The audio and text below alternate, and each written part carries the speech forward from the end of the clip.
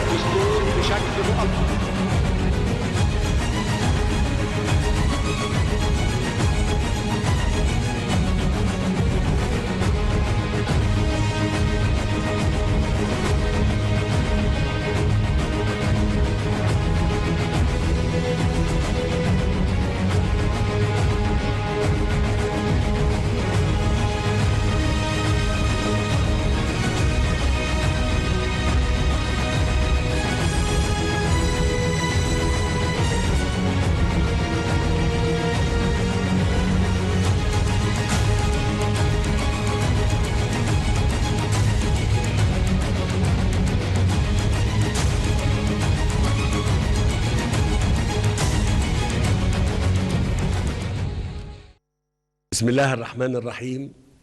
شعب مصر العظيم، أيها الشعب الأبي الكريم.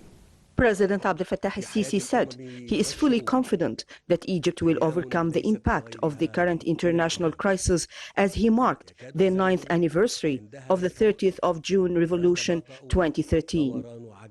The president said that the history will always stop at the memory of these days in respect for the will of the nation that wanted to survive and refute a vague future, and rather challenge that with all awareness that were realized on the 30th of June 2013, that will always remain as a turning point in the history of our beloved country, on which the nation chose what they accept for the future of their ancestors and to protect the identity of Egypt as a modern civil state. The president said that the 30th of June, where people's voice echoed highly, stressing their refusal of being hijacked by those who wanted to deceive them and rode the path they believed in that emanated from their conscience that Egypt belongs to Egyptians. He stressed that the spirit of the 30th of June and the challenging tone to defeat the impossible will always remain as a ray of light that guide us to confront all the challenges. In his speech on Thursday, President Abdel Fattah al-Sisi said he is fully confident that Egypt will also continue its path uninterrupted toward building the developed state, stable and vibrant society, noting that these are the big hopes that the Egyptian people aspire for. The head of state said Egypt faced waves of black terrorism and an alliance of evil and destruction that wanted and still wants to harm the nation. He noted that those waves crashed on the rocks of the solid will of the Egyptians, and as the wicked have failed before, they will fail again, God willing, with our cohesion and unity. The president praised the 30th of June revolution, saying it represents the capability of overcoming the impossible, stressing that the revolution is still the motive of our work and the ray of light that inspires us to face the current challenges. President el-Sisi said Egypt has faced unprecedented economic conditions, but relied, after the support of Allah, on the legendary preservedness of the great people who once taught humanity civilization and modernity.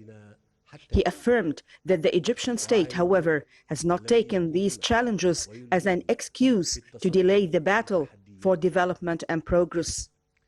The president said that the country proceeded on both paths in parallel, survival and construction, to consolidate nation's pillars and building the future.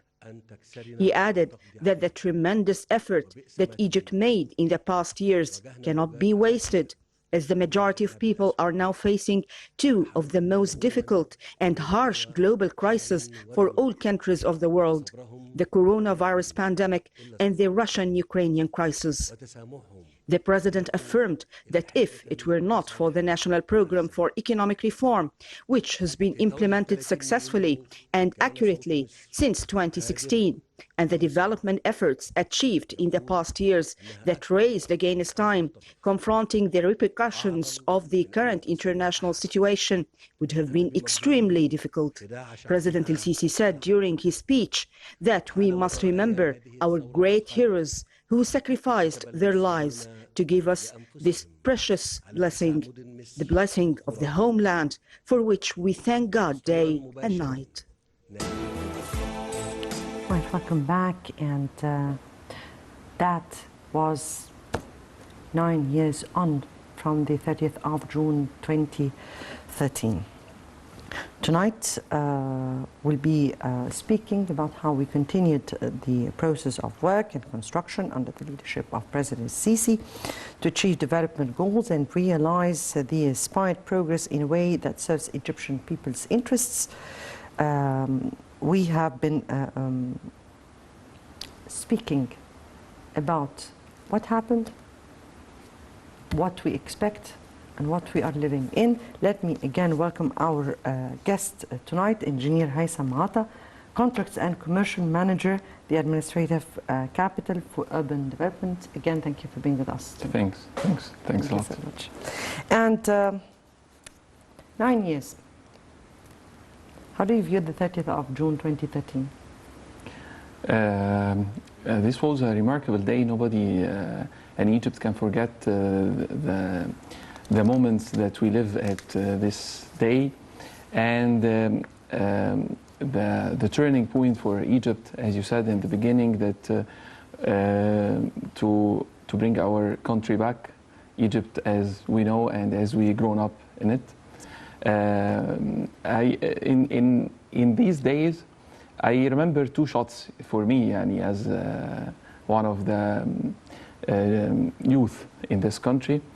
I was working as an engineer in the project of the Grand Egyptian Museum. And at this time, it was a very tough time for us.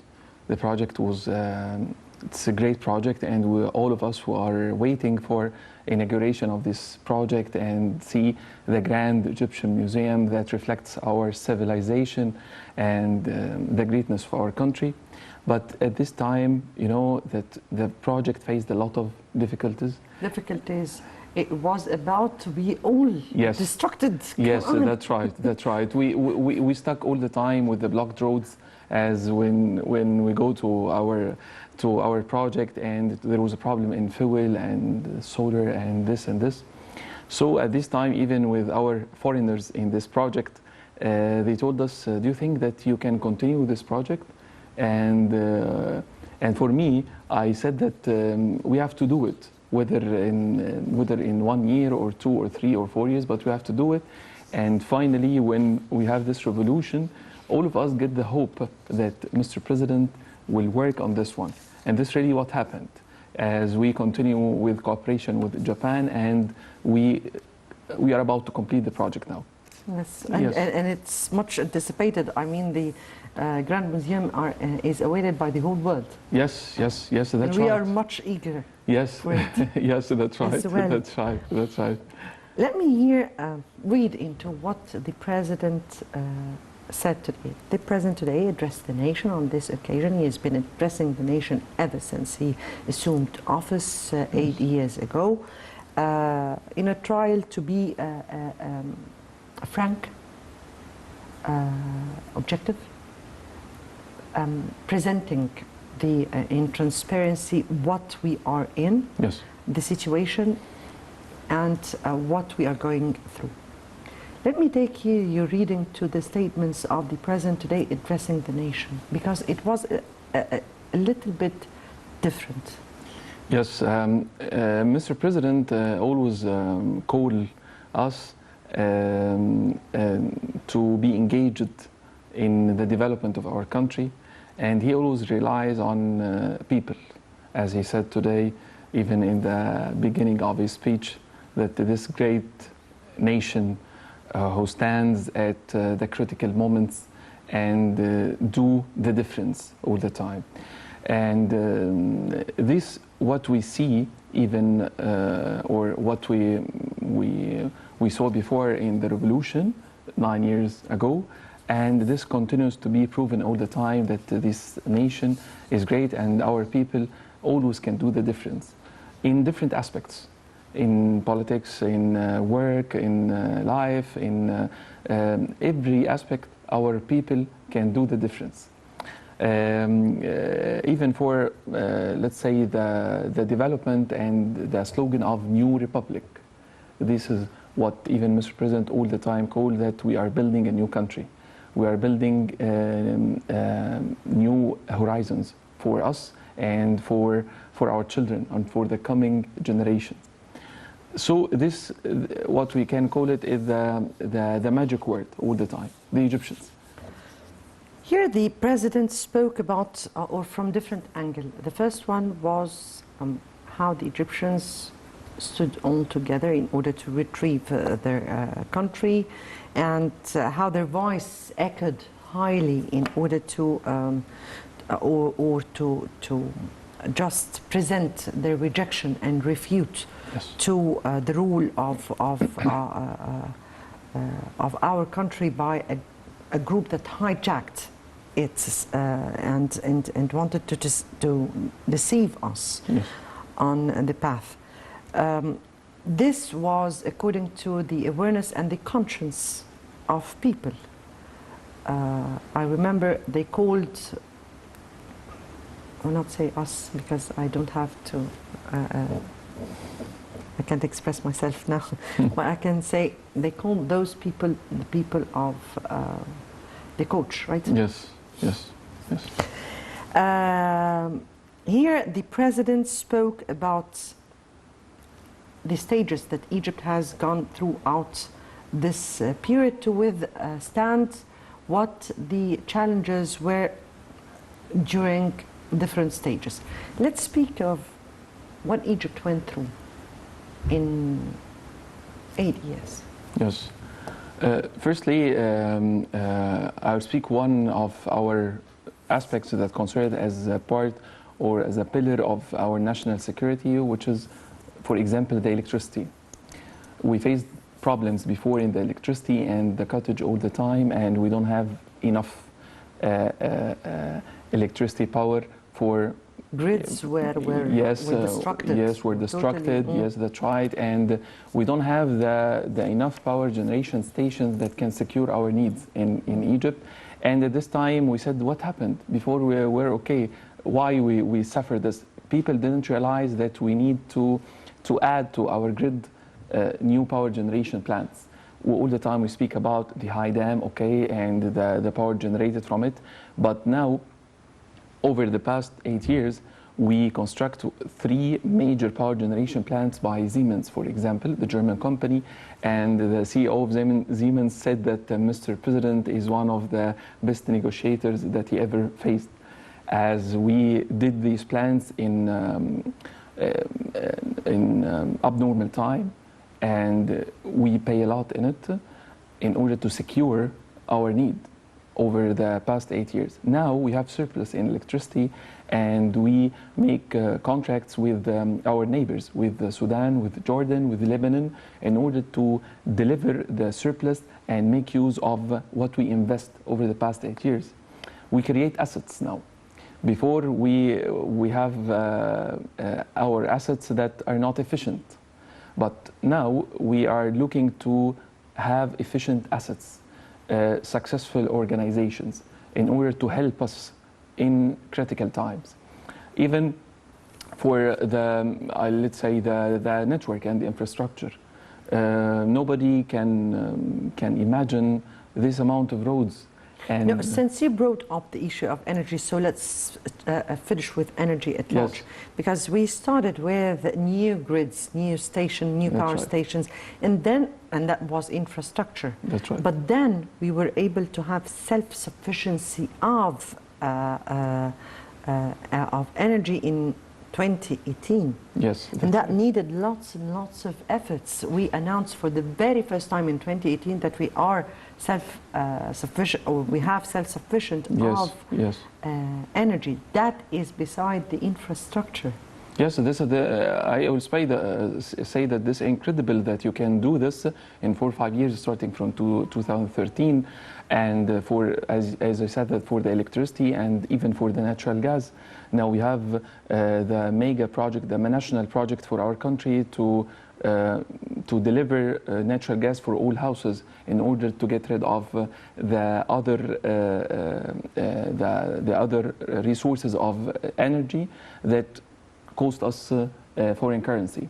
So the aspect or the perspective of we have to be self-dependent and self-sufficient in these resources, in energy, especially in energy, as even every part of the world now suffering from the energy, as we say, as we see in Europe and in east of Europe and every part. That is another point where I guess that we are, after the latest contracts that we made, we are giving for the very first time a lifeline. That's right. Of energy to Europe. Yes. That's Egypt. Yes. And that's the 9 years that we've been through. Yes, this is the difference. That's right. Before I continue on with our discussion to see what we have achieved today, Engineer Atta, let me take this second report. And Egypt celebrates the 9th anniversary of the 30th of June revolution with all strong institutions congratulating the president on this very dear occasion. Let's watch. The General Command of the Armed Forces, headed by Minister of Defense and Military Production Mohammad Zaki, congratulated President Abdel Fattah el-Sisi on the 30th of June Revolution anniversary. In an official statement, General Zaki congratulated the head of state on the anniversary of the 30th of June Revolution, which unified all Egyptians together for better present and future and symbolized Egyptian people's pride. The Minister of Defense expressed that the army stood in the side of the Egyptian people. In addition, the Egyptian army defended the safety of the Egyptians and of the lands. He highlighted that the armed forces won't accept anything except backing Egypt's supreme interests and a decent life for its people. The statement asserted that the armed forces' intention for their loyalty to Egypt and hanging on the deep-rooted principles symbolize the armed forces' loyalty, gratitude, and strength. On his part, Osama Askar, the Chief of Staff, also extended his congratulations to President el-Sisi on the occasion. Earlier, Prime Minister Dr. Mustafa Madbouli greeted President el-Sisi on the 9th anniversary of the 30th of June Revolution. In a cable, Madbouli said, June 30th Revolution will remain a milestone in the Egyptian history, as millions of Egyptians took to streets demonstrating against plans to obliterate the identity of the country and prejudice its security and capabilities. He said the government will continue the process of work and construction under the leadership of President Abdel Fattah el-Sisi to achieve development goals and realize aspired progress in a way that serves Egyptian people's interests. Senate Speaker Councillor Abdel Wahab Abdel Razak and Speaker of the House of Representatives Hanafi al-Gibali congratulated President Abdel Fattah el-Sisi on the occasion of the June 30th Revolution. Abdel Razak said the June 30th Revolution will remain a turning point in the history of the Egyptian nation, adding that the Egyptians took to the streets to reject the power of evil. Marking the occasion, a number of high-ranking officials also congratulated the president and the Egyptian people on that decisive day in the history of Egypt. Right, welcome back. And back to you, Engineer Atta. And during the past 9 period, the slogan was a hand that fight and a hand that build. That's right. And we started with preparing the ground by installing or retrieving the security and stability of the country, because we have seen terrorism, and up till this minute we are seeing what terrorism is trying to do, but at least that was totally different than 9 years before. Indeed. And a hand that built a handful of issues took place, a handful of projects took place, lots and lots of development occurred. And I'll leave it to you to speak about that. Yes, the slogan that hand to save and hand to build, this really implemented and reflected on ground. This is not only a slogan. And we make use of the power and the initiative of our Egyptian military in everywhere of our daily life. Not only in facing the terrorism, but in helping in building Egypt and supporting our country at over the previous 9 years and continues in this field. So, for example, if you work in infrastructure file in Egypt, especially for the roads, that all of us see what happened on ground for the roads and for the arteries that built on ground, not only for roads for cars, but we have also the lines for the trains and for the new clean transportation methods or means of transportation, like the light rail train, like the monorail. This new to Egypt, and everybody asks why we need this kind of project. Exactly. Yes. That's a good question. Yes. Why you need this kind of project, as all of the world moving to the clean projects, moving to the clean energy. It's not a luxurious issue. Most of the countries, and even our country, Egypt, facing the climate changes. It's not only written in media or somebody read about it. Before in Egypt, we know that we are familiar with 4 seasons, huh? With spring, with autumn, with summer, and with winter. But now the issues become different. Do we have any autumn or No, we don't. springs? No, we don't have. So we have only summer and winter. Yes, indeed. So this meaning that you have to work on this. You have to think about clean projects and you have to make use of what you invest over the previous 9 years in electricity, for example. So we go for this monorail project that powered by electricity to save the fuel and to save the energy and to make the environment better. Transformation towards green. That's right. That's the slogan right now. That's right. That's right. Preparing, as we are preparing to host COP27, that's right. another achievement, big achievement. Yes, this reflects the pivot role of Egypt in the region. As when we host this conference of parties, COP27, this meaning that our country believes in climate change and how we can face these challenges. So this is for the level of the infrastructure and for the transportation and to ease people's life.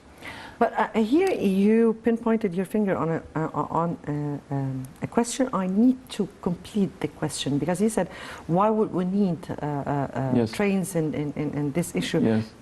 Other people would ask, why do we need how many new cities that we are building? Now we are building more than 20 fourth generation new cities everywhere in the country. People would really ask, why do we need all those new cities?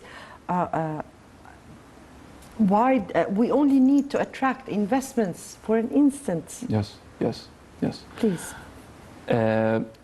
Building new cities leading you to attract investments. Not if you want to build the new communities, it's not easy. Not only buildings and roads, but convincing people to go there, to find the new opportunities in work and new schools for their children. You have to attract people to go out of the congested area. In the report, Mr. President, that we become more than 100 million Egyptians, and we increase annually 2.5 million. So this amount, it's we have to think about.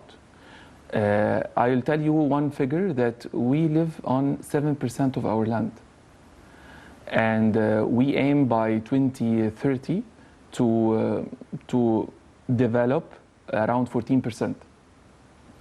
So you see that still we have more than 90% or 80% of our land that's not developed. So building new cities, this is an essential issue. And facilitating, transferring people there, it's also one of our key drivers in order to have development everywhere. And I think this is already considered by Mr. President and by the government, that we make facilities in order to buy a flat, by this is initiatives by the central bank, and to make youth think about that you don't have to have a flat, but you can make a rental fees for this flat over a long period. All these initiatives, helps us to develop new cities, which by default that will attract investments and foreign currency or foreign investment to Egypt. The 2030 vision. Yes. And the slogan or the philosophy of it was reaching 2030 while leaving no one behind. And hence came the idea of initiatives, many presidential initiatives. That's right.